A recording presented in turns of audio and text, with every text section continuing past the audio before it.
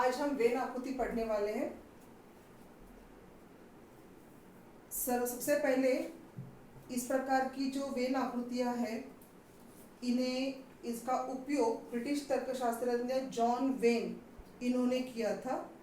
इस प्रकार की जो वेन आकृतियां हैं उनको सबसे पहले इंट्रोड्यूस या उनका सबसे पहले जो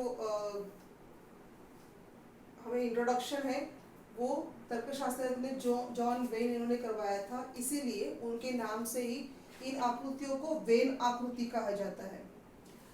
वेन आकृतियों का मतलब क्या है, इसका उपयोग कहाँ पर होता है, तो अलग अलग समुच्चयों का संबंध समझाने और समुच्चयों पर आधारित उदाहरणों को हल करने के लिए इन आकृतियों का उपयोग किया जाता है। हम उदाहरण के जरिए देखेंगे। उदाहरण देखिए, यहाँ पर एक पहला वाला उदाहरण दिया है।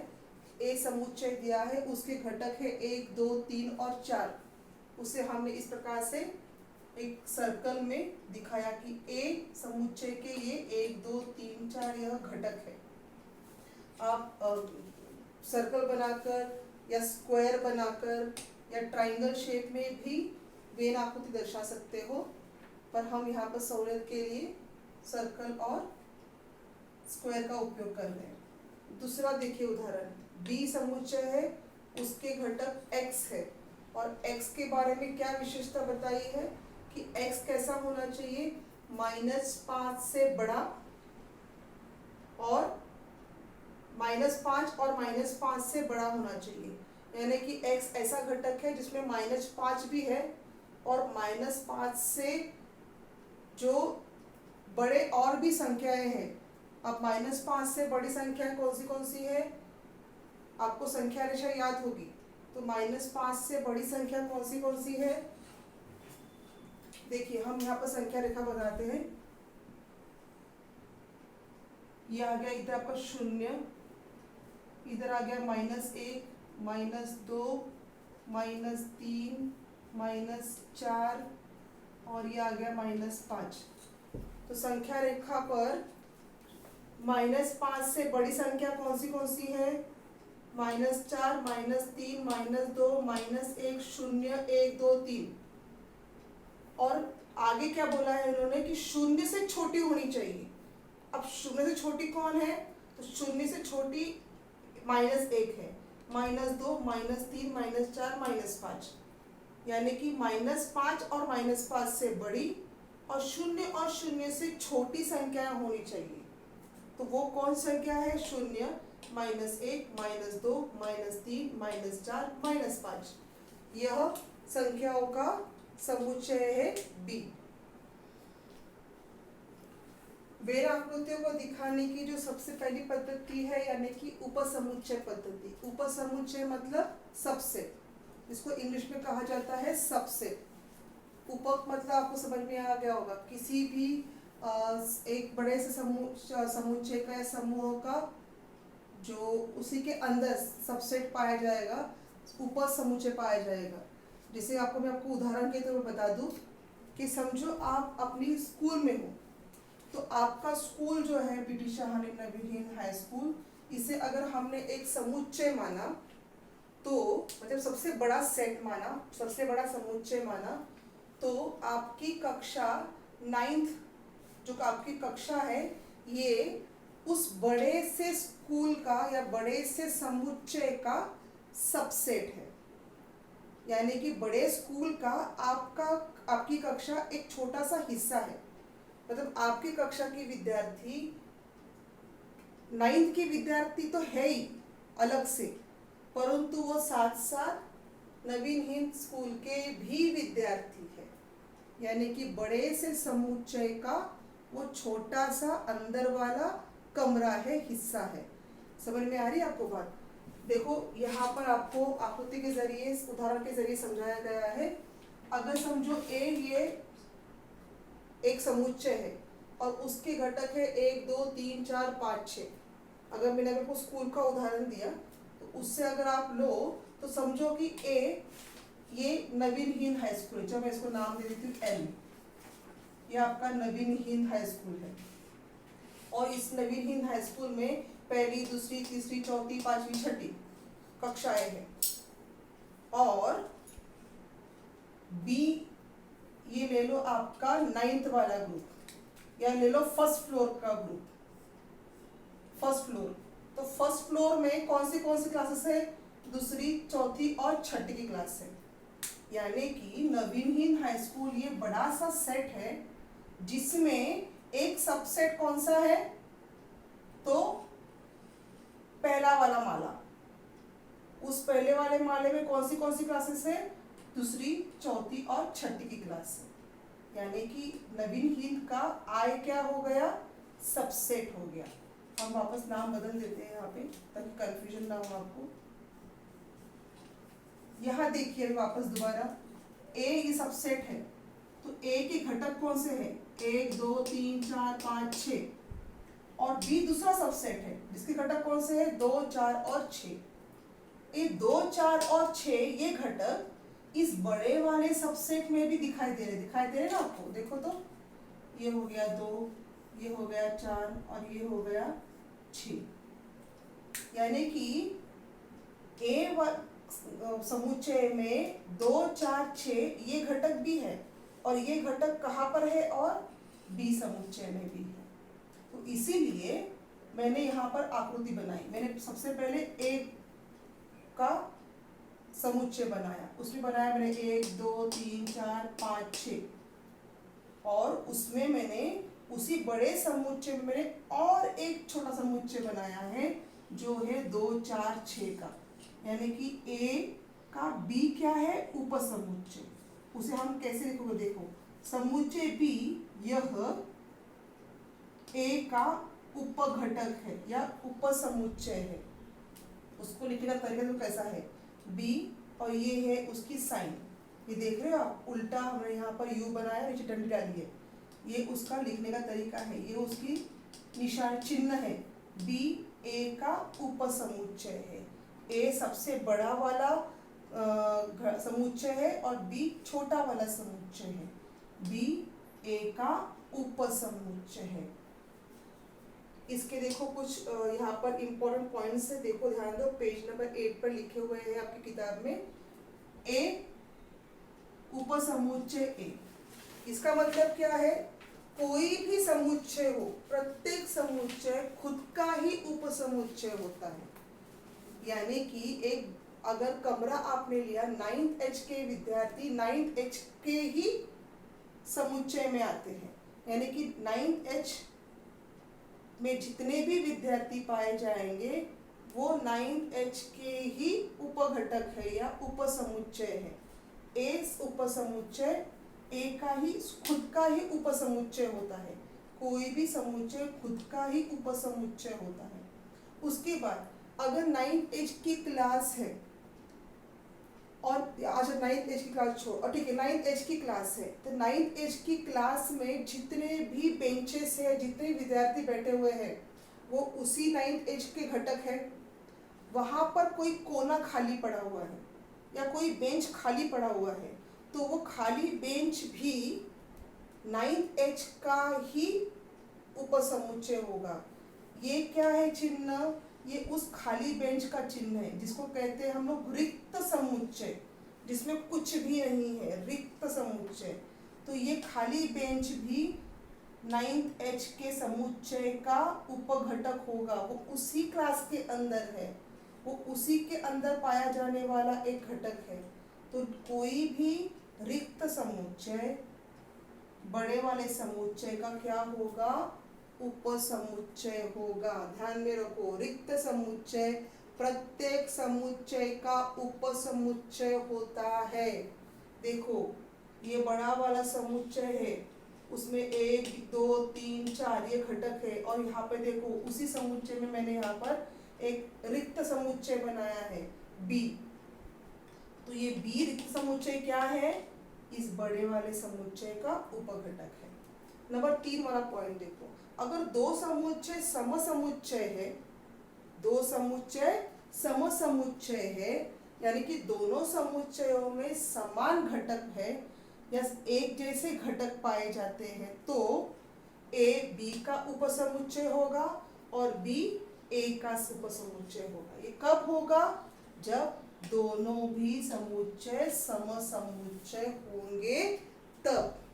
ये चारों पॉइंट्स आपने लिख कर लेने हैं। आपकी किताब है पेज नंबर 8 पर ये पॉइंट्स लिख कर दिए हुए हैं। ये पॉइंट्स बहुत इंपॉर्टेंट है रिक्त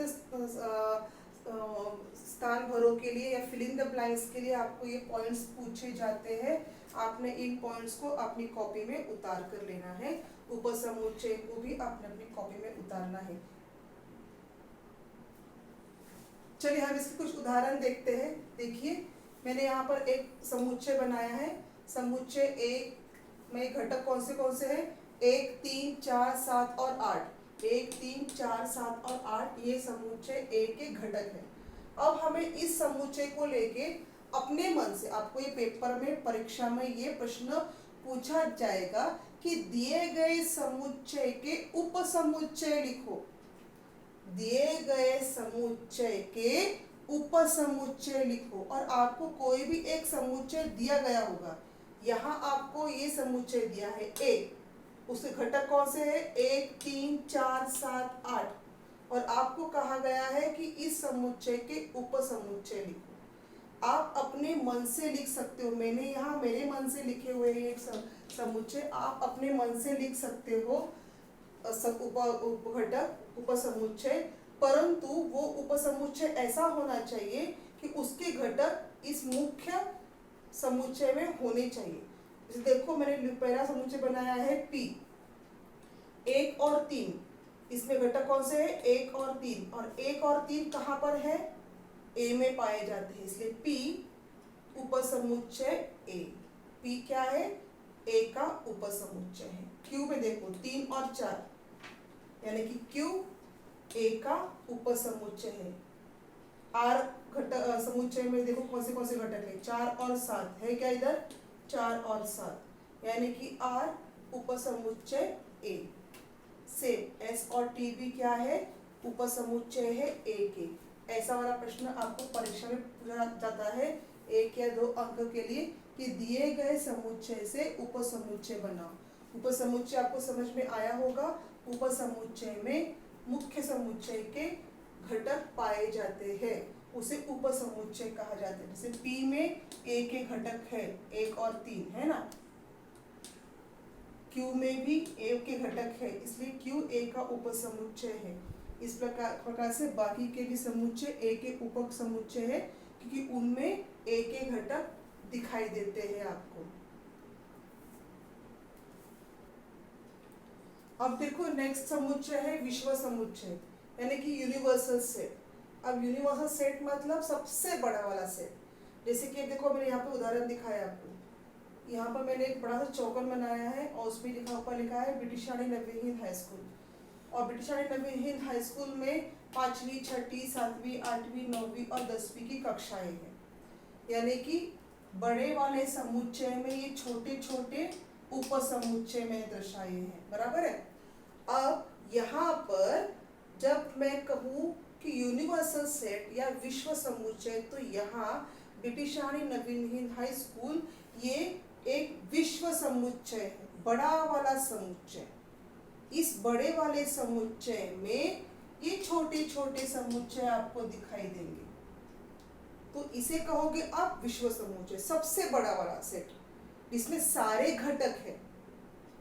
यहाँ पर देखो दूसरा वाला उदाहरण है पाठशाला में क्रिकेट खेलने वाले विद्यार्थी। तो स्कूल में जो क्रिकेट खेलने वाले विद्यार्थी है वो विद्यार्थी अलग अलग कक्षाओं से आने वाले होंगे। तो यहाँ पर सबसे बड़ा सेट कौन सा है? पाठशाला में क्रिकेट खेलने वाले विद्यार्थी। तो 2 संघ बने हैं, एक 9th H1 का और एक 9th H2 का। तो ये 9th H1 और 9th H2 किसका हिस्सा है? ये पाठशाला में क्रिकेट खेलने वाले विद्यार्थियों का उपसमुच्चय है। समझ में आ रहा है आपको? तो सबसे बड़ा समुच्चय या यूनिवर्सल सेट या विश्व समुच्चय कौन सा है? तो पाठशाला में क्रिकेट खेलने वाले विद्यार्थी। तो ये विद्यार्थी पाठशाला के विद्यार्थी है, वो कौन सी कक्षा के हैं ये यहाँ बताया गया नहीं है। 9th H1 और 9th H2 ये 2 पाठशाला में खेलने वाले जो विद्यार्थी है, क्रिकेट खेलने वाले विद्यार्थी, उनमें से ये 2 ग्रुप अलग है। ये 2 ग्रुप इस बड़े वाले ग्रुप का एक छोटा सा हिस्सा है। समझ में आया बात आपको? यानी कि अगर मैं यहाँ दिखाऊँ आपको, तो अगर पाठशाला के क्रिकेट खेलने वाले ये सब विद्यार्थी है, 5वीं के विद्यार्थी है, 6ठी के है, 7वीं के है, 8वीं के है, 9वीं के, 10वीं के है, तो इसमें से 90 के विद्यार्थी जो है वो मैंने यहाँ दिखाए हैं। तो इसमें पाठशाला में क्रिकेट खेलने वाले विद्यार्थी सबसे बड़े ग्रुप में आते हैं, उसे कहेंगे हम विश्व समुच्चय। तो क्या कहोगे आप, किसको कहोगे विश्व समुच्चय? तो विश्व समुच्चय मतलब एक बड़ा समुच्चय जिसके अंतर्गत बाकी के छोटे छोटे समुच्चय आते हैं, उसे कहेंगे विश्व समुच्चय। यानी यहाँ पर ब्रिटिश रानी नवीन हिंद हाई स्कूल को अगर मैंने विश्व समुच्चय कहा, तो इसमें बाकी के स्कूलों के बच्चे नहीं आएंगे, इसमें केवल और केवल ब्रिटिश रानी नवीन हिंद हाई स्कूल के ही बच्चे आएंगे। यहाँ मैं जब कहा है कि पाठशाला में क्रिकेट खेलने वाले विद्यार्थी, तो केवल और केवल पाठशाला में क्रिकेट खेलने वाले ही विद्यार्थी आएंगे। पाठशाला के जो बाहर के विद्यार्थी है, जो पाठशाला के विद्यार्थी नहीं है या पाठशाला के स्टूडेंट्स नहीं है, पाठशाला में जिनका एडमिशन नहीं हुआ है, ऐसे विद्यार्थियों को हम इस समुच्चय में नहीं लेंगे। आई बात समझ में आपको? जैसे अगर मैंने कहा कि हमारे स्कूल के बच्चों को बाहर क्रिकेट खेलने जाना है, तो केवल स्कूल के ही बच्चे होंगे उस समुच्चय में, बाहर के बच्चे नहीं आएंगे। तो ये क्या हो गया, विश्व समुच्चय हो गया। विश्व समुच्चय में बाहर के घटक नहीं आते, केवल उसी समुच्चय के घटक उसमें इंक्लूड होते हैं।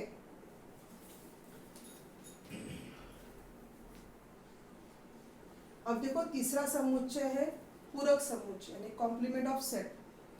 जो हम अब तक देखते आ रहे हैं कि एक बड़ा सा सेट होता है, बड़ा समुच्चय होता है, उस समुच्चय के कुछ उपघटक होते हैं। जैसे कि हमने यहाँ दिखाया है समुच्चय ए। समुच्चय ए के घटक कौन से हैं? 1, 2, 3, 4, 5 और 6। और दूसरा यहाँ समुच्चय बनाया है मैंने बी, उसके घटक है 2, 4, 6, यानी कि 2, 4, 6 समुच्चय ए के भी घटक है। इसलिए जैसे हमने पहले देखा था बी यह ए का उपसमुच्चय है। यहाँ तक आपको बात समझ में आ गई। अब बाकी बचे हुए जो घटक है, जैसे कि 1, 3 और 5, ये 1, 3 और 5 बी में नहीं है परंतु ए में है। बात समझ में आ रही है आपको? देखो दोबारा बता रही मैं आपको। बी ए का उपसमुच्चय है, ये यहाँ तक आपको समझ में आ गया। बी ए का उपसमुच्चय है और ए में जो बचे हुए घटक है जो कि बी में नहीं है, वो कौन कौन से है? 1, 3 और 5। 1, 3 और 5 ये वो घटक है जो बी में नहीं है परंतु ए में है। तो ऐसे घटकों को क्या कहेंगे? इन्हें कहेंगे पूरक समुच्चय, और इसे बी डैश से दिखाया जाता है। ये आपको बहुत जरूरी है, आगे जाके इस पर उदाहरण आपको हल करने हैं। आपको पूरक समुच्चय समझ में आना चाहिए। पूरक समुच्चय कौन से समुच्चय का घटक है? तो पूरक समुच्चय में वो घटक पाए जाते हैं जो बी में नहीं होते। बी डैश क्यों दिया है? क्योंकि वो बी में नहीं है परंतु कहाँ है? ए में है। समझा? समुच्चय बी डैश जो है वो ए में पाया जाता है, वो बी में नहीं है। तो मैं उसको अगर ऐसे लिखूं तो गलत नहीं होगा, है ना? बी डैश क्या है? ए का समुच्चय है परंतु वो बी का घटक नहीं है। बी डैश में वो घटक है जो बी में नहीं है परंतु ए में पाए जाते हैं। इसको अगर हम वेन डायग्राम के जरिए दिखाना चाहेंगे तो कैसे दिखाएंगे? देखो वेन डायग्राम्स दिखाऊंगी मैं आपको, तो आपको और अच्छे से समझ में आ जाएगा। देखो यहाँ मैंने वेन डायग्राम बनाया है। ए जो है उस ए के घटक मैंने यहाँ पे डायग्राम बनाए हैं। कौन से घटक है? ए के 1, 2, 3, 4, 5, 6। इसमें से बी के घटक कौन से हैं? इसमें से बी के घटक कौन से हैं? 2, 4 और 6। देखो मैंने यहाँ पे उसको अलग से सर्कल बनाया है। इसका मतलब ये हो गया कि एक समुच्चय में बी क्या है? उसका उपसमुच्चय है। बी यह ए का उपसमुच्चय है। और यहाँ पर इस उपसमुच्चय को दिखाने के बाद बाकी की 3 संख्याएं ऐसी ही बाहर है। ये 1, 3 और 5 ये 3 संख्याएं बी के अंदर नहीं है, बी के सर्कल के अंदर नहीं है, परंतु ए के समुच्चय में है। तो इन्हें आप क्या कहोगे? इन्हें आप कहोगे बी डैश। तो बी डैश क्या है? ये है वो घटक जो बी में नहीं है परंतु ए में है, उपसमुच्चय में नहीं है परंतु यूनिवर्सल सेट में है। यहाँ पर ए क्या है? ए यूनिवर्सल सेट है। बी क्या है? इस यूनिवर्सल सेट का उपघटक है। और बी डैश क्या है? ये पूरक समुच्चय है। समझ में आ रही ना आपको बात?